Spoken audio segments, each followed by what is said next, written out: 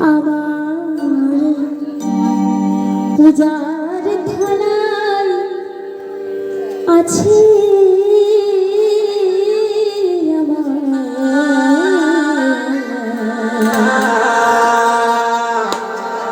ব্যথার শত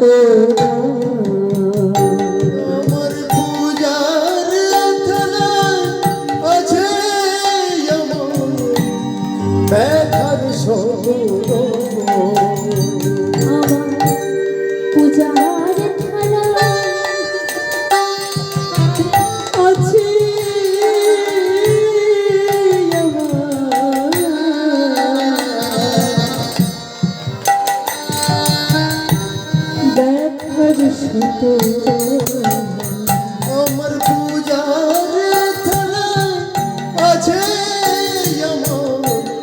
ব্যথার শত গানের মাধ্যমে আমাদেরকে শিক্ষা দিচ্ছে আমরা তো ডালা নিবেদন করি কিন্তু আমরা ডালা সাজাতেই জানি না।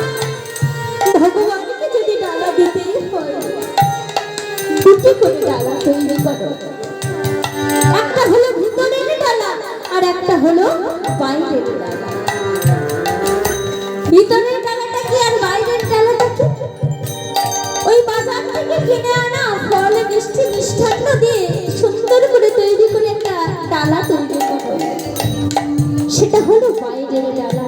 সেই ডালাটা রাখুন আমার ভগবানের শ্রী বিগ্রহের সন্নিকটে।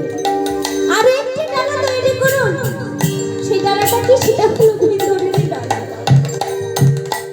জীবনে যত দুঃখ পেয়েছে, যত কষ্ট পেয়েছে, যত যন্ত্রণা পেয়েছে, সবকিছুকে একত্রিত করে একটি শতদল অর্থাৎ পদ্ম ফুল তৈরি করুন। আর সেই পদ্মটি রাখুন আমার ভগবানের রাতুর রাঙা চরণ।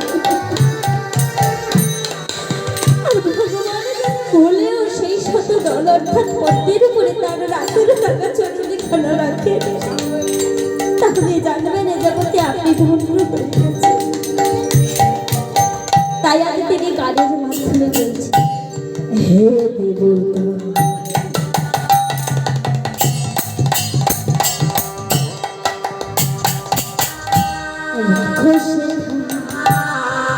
সেখানে রাখো তোমার পদ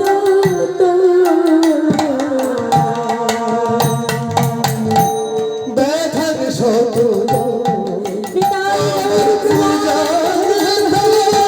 আছে ব্যথার শত আমার পূজার থালায় আছে ব্যথার শত।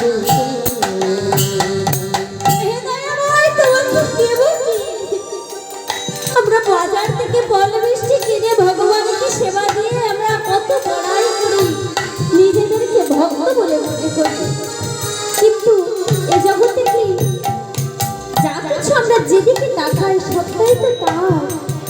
তাকে দেবার মতো আমাদের কি আছে? তার ইচ্ছা ব্যতীত গাছের একটি পাতাও নড়ে না।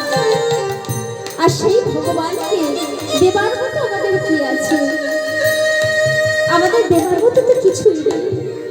তাই ভগবানকে কেঁদে কেঁদে বলতে হয়, ও দয়াময়, তোমার দেওয়া বস্তুকে আজ আমি তোমায় সেবা দিচ্ছি, গ্রহণ করবে না। কি আছে আমার? দিয়েছে তো এই ক্ষতি অপরূপ তেজ ভূমির এই শাস্তি করতে। এই দেহটি আমি তোমাকে দান করলাম দয়াময়, বাবা দয়াময়, তুমি তা গ্রহণ করবে না। তাই আজ গাড়ির মাধ্যমে কবি কাজী নজরুল ইসলাম শিক্ষা দিচ্ছে, নিবেদন যদি করতে হয় নিজেকে নিবেদন করো। তাই কি বলছি?